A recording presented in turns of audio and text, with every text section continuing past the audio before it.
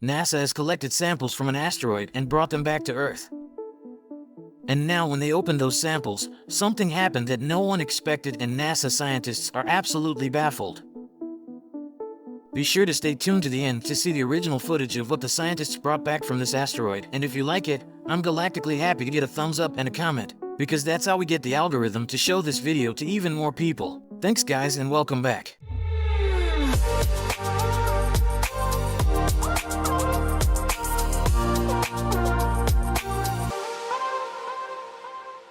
Just fly to an asteroid, take a material sample, and then bring the stuff back to Earth undamaged. You could do that, couldn't you? But one thing at a time. Space travel is not just a dream of interstellar journeys and the search for exciting exoplanets. It is often simply about trying to unravel the mysteries of our own solar system. And NASA's OSIRIS-REx mission is a prime example of such an endeavor. This mission aims to gain deeper insight into the origins of our home system and understand the mysteries of the asteroids that populate it.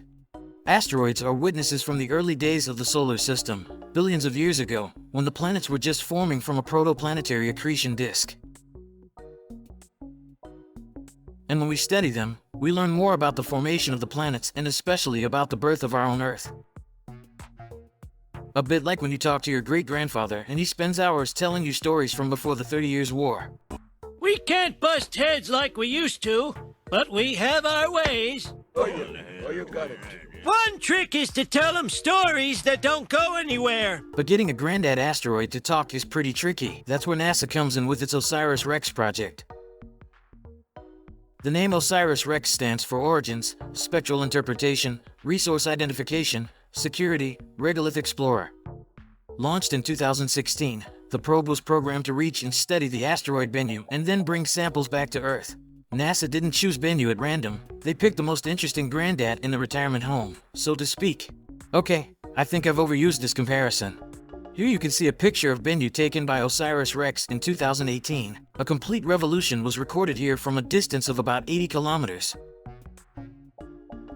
This carbon-rich asteroid, which is about 500 meters in diameter, is suspected of harboring a particularly large amount of material dating back to the early days of the solar system. And that makes it a perfect candidate to provide clues about the conditions and processes that led to the formation of the planets. A time capsule in space. Bennu was also easy to reach because, as a near-Earth asteroid, it followed an orbit that is fairly close to Earth. This reduced the risk and the energy required to reach it and also to get away from it again. In addition, spectroscopic analyses show that Bennu is probably rich in organic material and so-called volatile compounds such as water. In other words, not only does it show us how the planets formed, it may even have key information about the origin of life, just like your grandfather could tell you how your parents' lives came to be. Oh dear. And now these samples have successfully arrived on Earth. Here you can see the original footage of the landing of the sample capsule on September 24th in Utah in the USA. How incredible is it that we are technically capable of pulling something like this off? And of course, the entire scientific community was incredibly excited to see what would be found in this sample capsule, and what results the analysis of these samples would yield. Specifically, it's about analyzing the contents of the TAG-SAM head. TAG-SAM stands for Touch and Go Sample Acquisition Mechanism and refers to the robotic arm with which each Rex must have collected a pile of dust from the asteroid Bennu. Here you can see the original recording of how TAG-SAM takes the samples. Realize this. We're looking at real footage of a robotic arm collecting extraterrestrial material on a distant asteroid. Crazy. And the head of that robotic arm was just brought to Earth in late September after an epic 7-year mission, sealing it in a sample container that OSIRIS-REx dropped off on its flight past Earth and traveling on to another asteroid.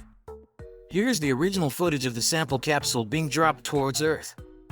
So most of the samples are in the TAG-SAM head, which in turn is in a sample container.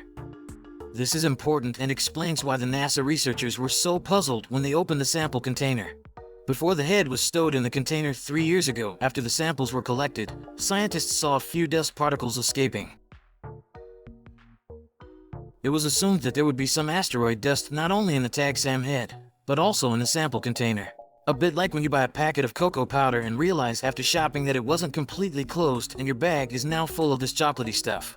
With the difference, of course, that asteroid dust and milk doesn't taste quite as good as cocoa. But when the NASA researchers opened the sample container, they could hardly believe their eyes. It wasn't just a little bit of dust, the whole thing was full of it. In other words, the sample container contained much more material from Bennu than anyone would have thought possible. Christopher Sneed, Deputy Director of OSIRIS-REx Curation at NASA Johnson Space Center, says, "The very best problem you can have is that there's so much material that it's taking longer than we expected to collect it. There's a lot of material outside of the TAG-SAM head that is interesting in its own right. It's really spectacular to have all that material there."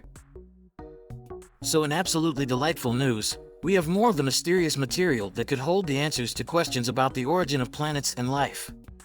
Some of the surprisingly discovered dust was then immediately handed over to excited NASA scientists, who first carried out a quick analysis to find out roughly what Bennu is made of. This initial analysis included scanning electron microscopy, infrared measurement, and X-ray diffraction. After the initial analysis, the real work begins with analyzing the main sample, i.e. the contents of the TAG-SAM head. And what we will find there could answer some of our biggest cosmic questions. As soon as the first detailed results of the analysis of the Bennu dust are available, I will of course keep you up to date, and I promise you it will be really exciting. But of course you can only do that if you subscribe to my channel. It's really close to 25,000 subscribers, and I know from the YouTube statistics that over half of the viewers haven't even subscribed to my channel.